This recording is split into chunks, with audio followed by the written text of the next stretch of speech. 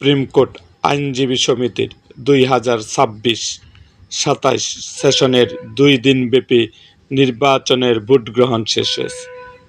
11,097 জন আইনজীবী ভোটারের মধ্যে প্রথম দিনে 1771 এবং দ্বিতীয় দিন 2277 জন মিলে মোট 4048 জন আইনজীবী ভোটাধিকার প্রয়োগ করেন।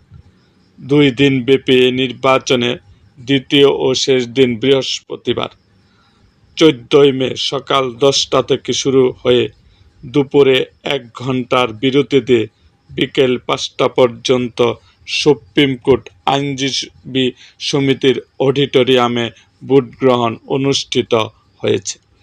বিধি অনুযায়ী নির্বাচনে 14টি পদের বিপরীতে প্রার্থী হয়েছে 40 জন।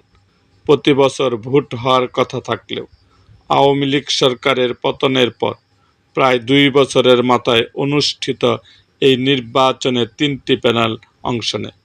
প্যানেল 3টি হল সরকার সমর্থিত বিএনপির জাতীয়তাবাদী আইনজীবী ঐক্য প্যানেল, বিরোধী দল জামাত সমর্থক আইনজীবী ঐক্য প্যানেল এবং জাতীয় নাগরিক পার্টি এনসিপি সমর্থিত লাল সবুজ প্যানেল।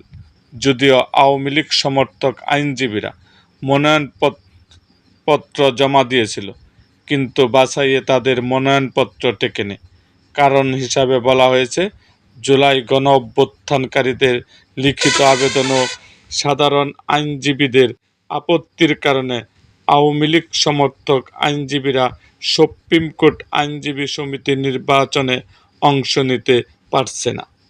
এরকম আরও ভিডিও পেতে আমাদের মুক্তাগাছার ইতিহাস মিডিয়া ইউটিউব চ্যানেলটিকে সাবস্ক্রাইব করুন এবং পাশে থাকা বেল আইকনটি বাজিয়ে দিন।